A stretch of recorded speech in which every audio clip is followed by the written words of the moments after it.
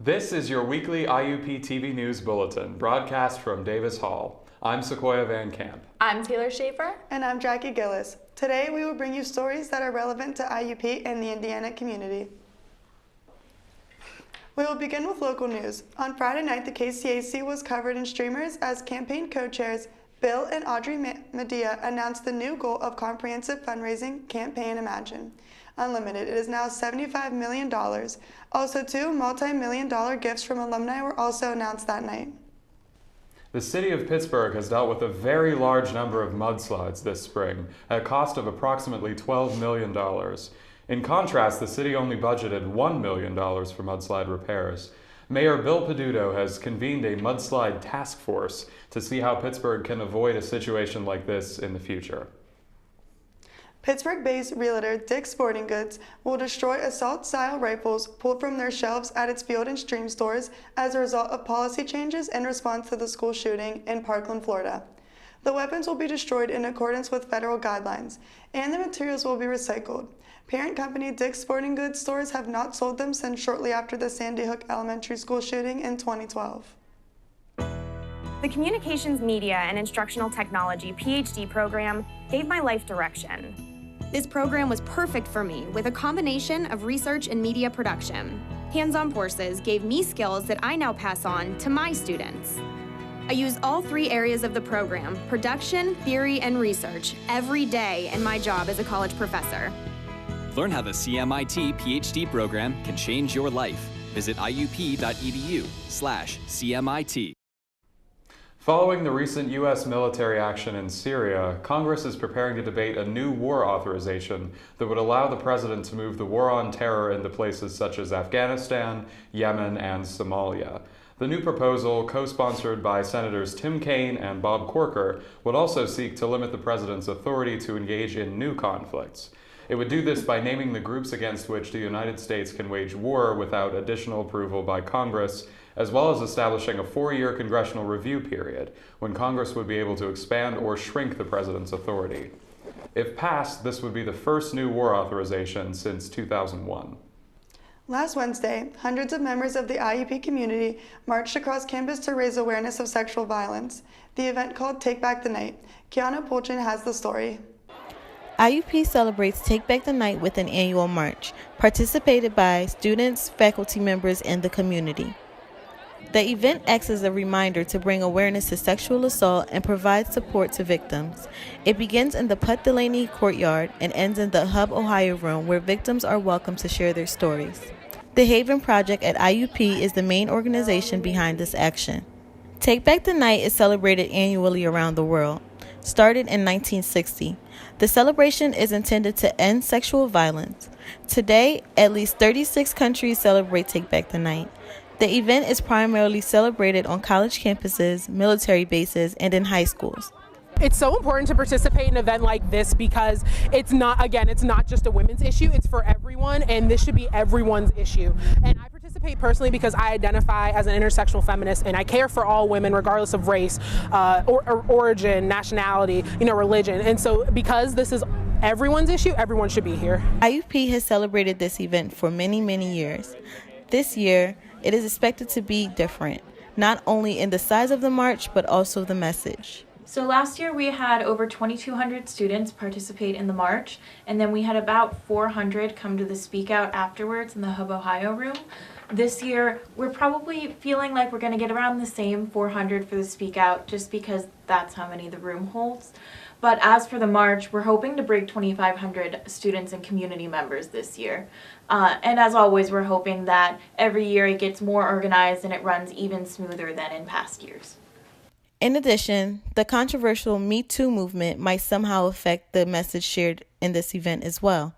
So the Me Too movement was started a few years ago, but really gained traction right after the new year when some Hollywood actresses started saying, "I was sexually harassed, I've been sexually assaulted, #MeToo." And then it transformed into more actresses and more actors coming forward. And then it trickled down into the mainstream public and said, if everyone who experienced this said #MeToo, then we would get a real scope of how big this problem is. So then kind of everyone started sharing it, at least that I could see, saying, well, I've been sexually harassed, I've been sexually assaulted, or I've been raped. and it really gives perspective to how often these sort of things happen with our society. So we've always had a Say No More campaign because of the No More organization, but this year we have No More Me Too. So the idea is that we don't want any more people to have to say that they too have been affected by sexual or gender-based violence. With April being National Sexual Assault Awareness Month, IUP shares its support to many victims with this event. This is my 4th year participating in Take Back the Night. As a senior, I think it's really important to raise awareness for sexual violence and rape crisis. It's a very taboo topic, so I think educating the public on it is a good way to raise awareness for everybody, including the student body here at IUP. Attendees came to the event not only to show solidarity, but also to learn from victims through the Speak Out event, so they can also avoid similar things in the future. Some came individually, but also in groups. Statistics show that young women are the most vulnerable group, although men can also be victims of sexual violence. I feel that it's important, I have survivors in my family of rape and various sexual abuse, but I feel like this event is important because it really promotes awareness whenever there are many. Surprisingly, there's a surprising amount of ignorant people out there who either don't believe that this happens as often as it does or in the severity that it does. And unfortunately today there are still many people who believe that it's the survivor's fault, the victim's fault, or they put themselves in those positions when really it should never be anyone's fault at any age, any gender, no matter how they dress or how they look. Participants of the event marched around campus, led by Dr. Driscoll, waving their signs high and their voices loud in support of bringing awareness to sexual abuse. 2, 3, 4. This is what we're marching for. 5, 6, 7, 8. No more violence, no more rape. 1, 2. Earth Day will be this Sunday. Our team wants to see how we have tried to do something to our environment through recycling. Our reporter, Emily Luce, visited our neighborhood to find out how we have implemented these practices. There are many things about nature that are beautiful. Whether it be the fresh air or the look of the area, we all want to be able to keep nature looking nice. An easy way for us to help out? Recycle. For some time, IUP has incorporated recycling bins into most buildings here on campus. Just this year, IUP has started doing single-stream recycling, where all items go commingling into one container. Curious to see if recycling was actually working here, I talked to some students on campus about why they recycle. I recycle because we're damaging our planet, it's dying, and I want to help in any way I can. Humanity has caused a significant amount of damage, and even though just recycling won't do it, it'll help. I recycle because it is beneficial from both an environmental and economic standpoint.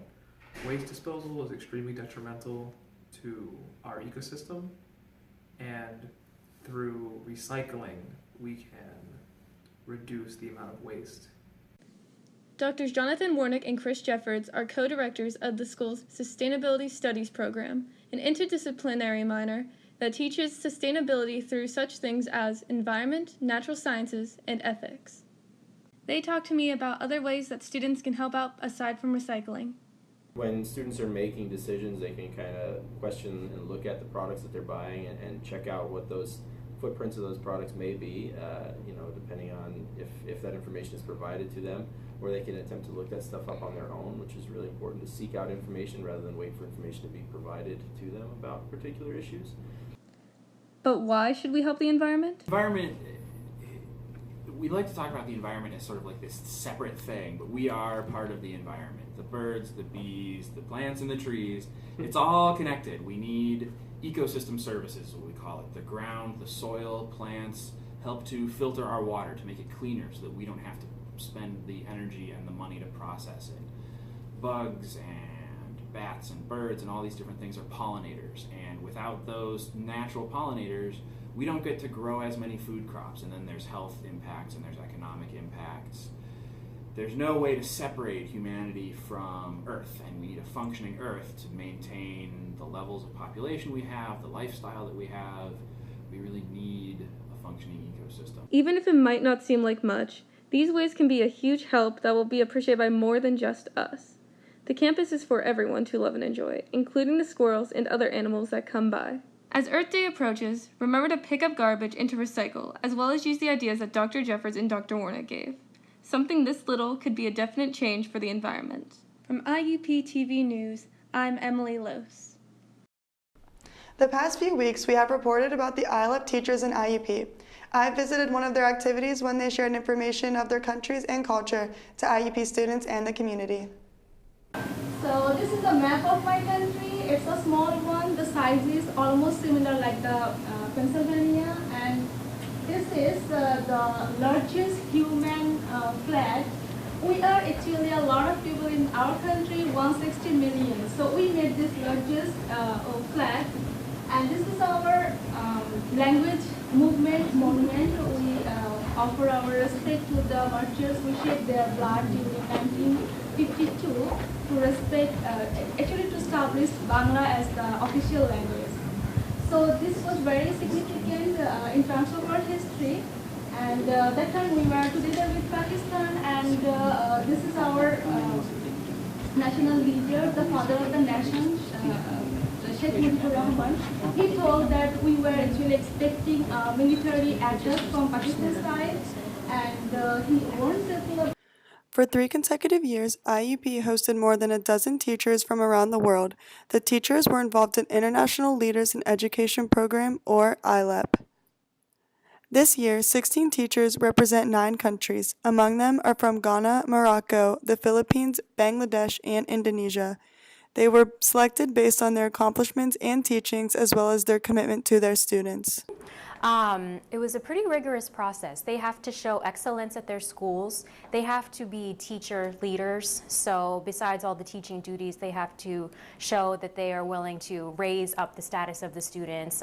Many of their communities are impoverished, and so they've really led the way to form some excellence in the students themselves. The main islands are called Luzon, Visayas, and Mindanao, the capital of which is called Manila. In the Philippines, we can offer you the best diving sites, the best surfing sites, and the best mountaineering sites.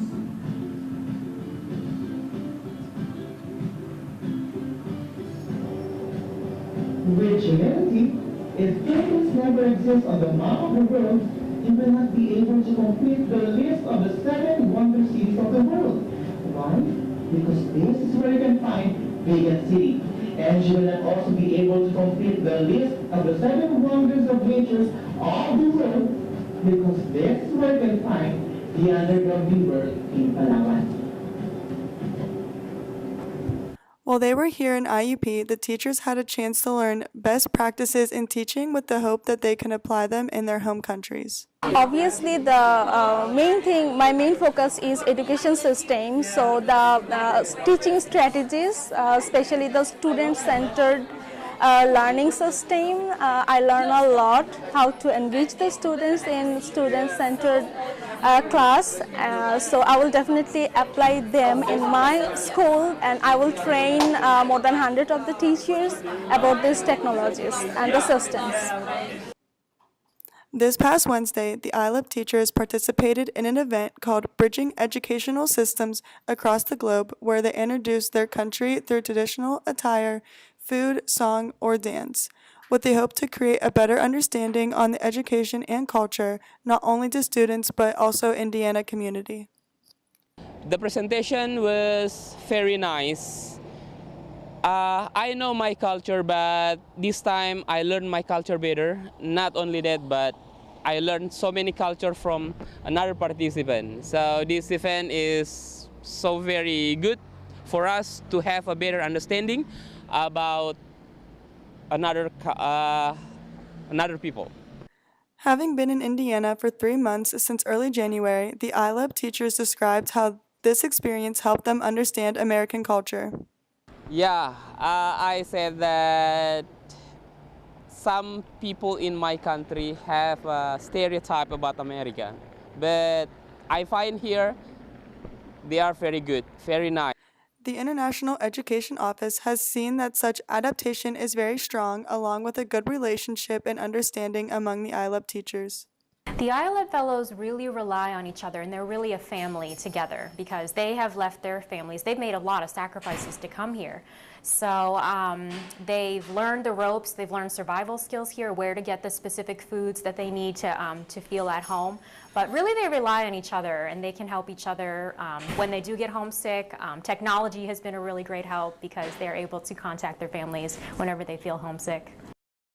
ILEP programs have been one of IUP's accomplishments in securing grants from the Educational and Cultural Affairs Bureau and IREX, the program to support a cultural exchange between secondary teachers all over the world. This is Jackie Gillis reporting for IUPTV News. I fell in love with the campus, with the people, with my IUP life.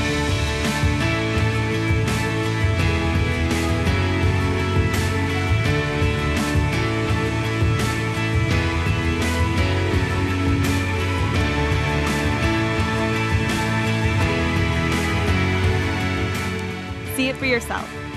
Visit us. Indiana University of Pennsylvania. Find your success. Coming up, Taylor Schaefer will bring you sports and health stories. Stay tuned. It's hard to explain. It just became home. There are hundreds of majors and programs, bachelor's degrees to PhDs, small classes and faculty that really get to know you. Amazing internships and everywhere, programs that help to find a job that is right for you. It's what IUP is about, a commitment to your success. See it for yourself. Visit us. Indiana University of Pennsylvania. Find your success. Around 1 in 3 people have at least mild insomnia. 30 to 35% have brief symptoms. 15 to 20% have short-term insomnia disorder, which lasts less than 3 months, and 10% have a chronic insomnia disorder, which occurs at least 3 times per week for 3 months. Chronic insomnia can have a negative impact on your health, including common symptoms like fatigue, inability to focus or concentrate, poor memory, mood disturbance, daytime sleepiness, low motivation and energy, and an increase in errors or accidents. To prevent that, you can take a number of foods that can be beneficial to sleep, like edamame, hard-boiled eggs, miso soup, cereal, broccoli, dairy, bananas, and also oatmeal. All your professors, all of them, they know that all it takes is one dreamer with passion, one person, and they hope in each of you that you might be that one who makes a longer-lasting light bulb, who writes music for the ages, who reaches into the mind and discovers a new star and who can change the world of a 5th grader. We're gathered here to hope in you.